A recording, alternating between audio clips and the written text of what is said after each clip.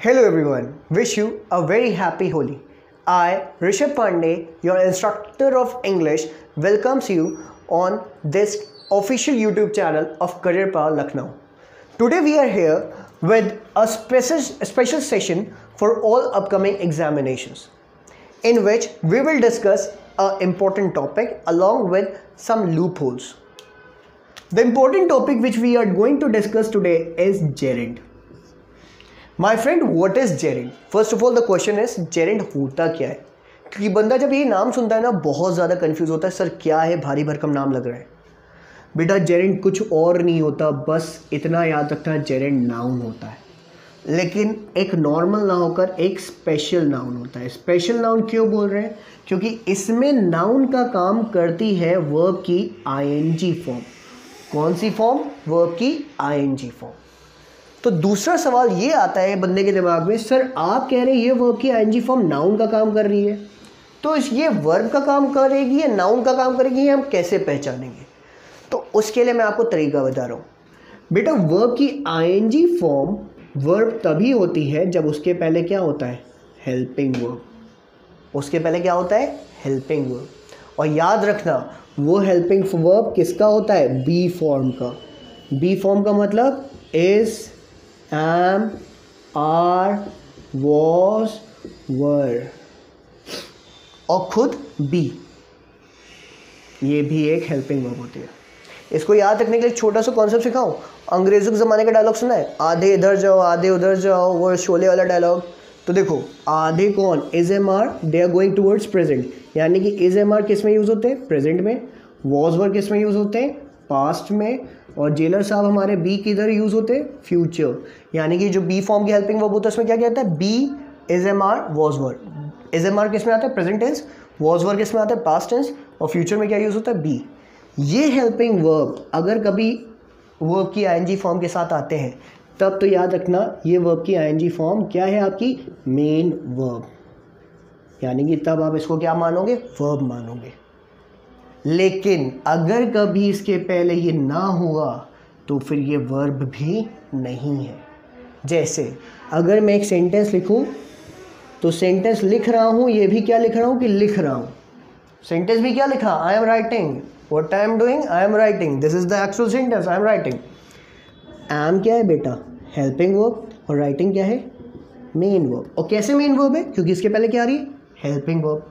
लेकिन अगर यही मैं कह दूं राइटिंग इज एन आर्ट, अब क्या इस राइटिंग के पहले हेल्पिंग वर्ब है? नहीं। तो क्या ये मेन वर्ब होगा? नहीं। यानी कि कुछ स्पेशल काम कर रहा होगा। अच्छा गौर करो, ये स्पेशल काम आ कहाँ रहा है? किसकी जगह पर आ रहा है? सब्जेक्ट की जगह पर। और अगर ये सब्जेक्ट की जगह पर आ रहा है तो इसके बाद क्या होगा? वर्ब होगा। और सब्जेक्ट का काम करता कौन है? सब्जेक्ट का काम तो नाउन करता है। यानी कि ये वर्ब की आईएनजी फॉर्म किसकी तरह बिहेव कर रही है? नाउन की तरह। और नाउन कितने काम करता है? दो, सब्जेक्ट और ऑब्जेक्ट। तो एक बात क्लियर हुई, यानी कि अगर कभी आईएनजी सब्जेक्ट की जगह पर आएगी या ऑब्जेक्ट की जगह पर आएगी तो किसका काम करेगी? नाउन का। क्योंकि सब्जेक्ट ऑब्जेक्ट का काम कौन करता है? नाउन। और ऐसे केस में इस आईएनजी को हम क्या कहेंगे? जेरेंड कहेंगे। क्लियर? सब्जेक्ट का काम सब्जेक्टिव जेरेंड, ऑब्जेक्ट का काम ऑब्जेक्टिव। लेकिन फिर भी मैं तुमको कुछ क्वेश्चंस दूंगा जिन क्वेश्चंस को देखकर हमारा ये फंडा और ज्यादा क्लियर हो जाएगा। पहला सेंटेंस बहुत सुना होगा, ये सेंटेंस मूवी हॉल में जब भी जाते हो तो सबसे पहले एड्स आते हैं और एड्स में कहीं ना कहीं सरकार द्वारा चेतावनियां होती हैं कि smoking is injurious to health. ठीक है।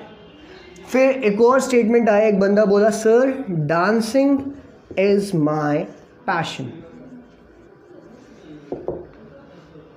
और फिर एक बोला आई एम वॉकिंग। फिर एक बोला वॉकिंग मेक्स अस फिट।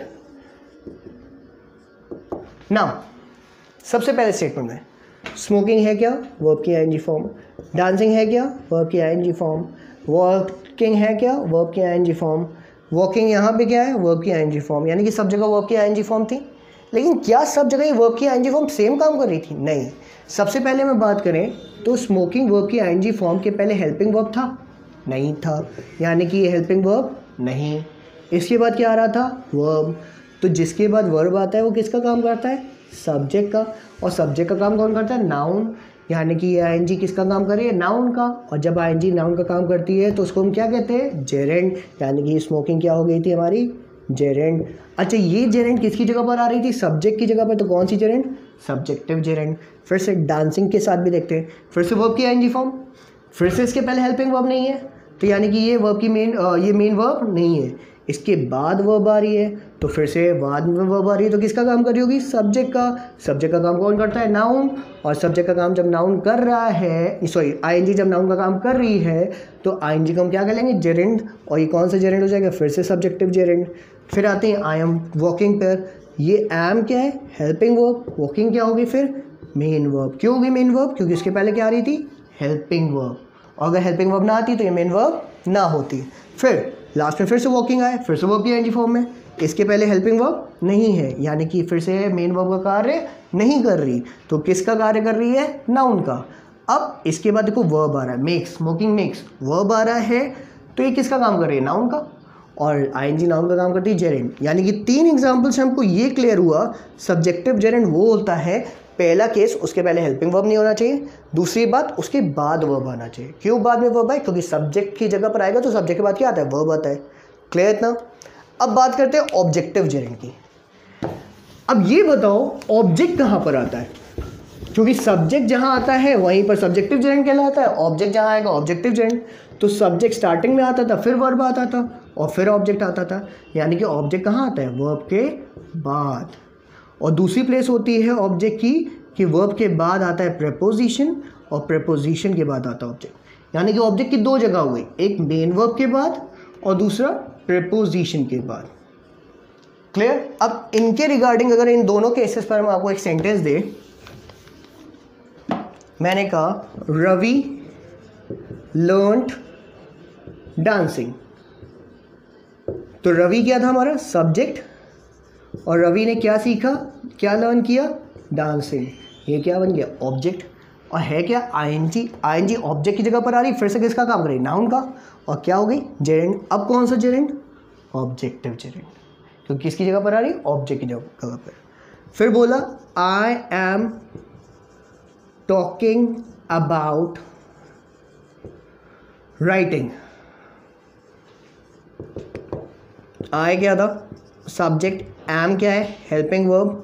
और हेल्पिंग वर्ब के बाद अगर आईएनजी आती है तो क्या होती है? Main verb. फिर से याद आया, हेल्पिंग वर्ब के बाद आएगी तो मेन वर्ब। अबाउट क्या हुआ? प्रेपोजिशन।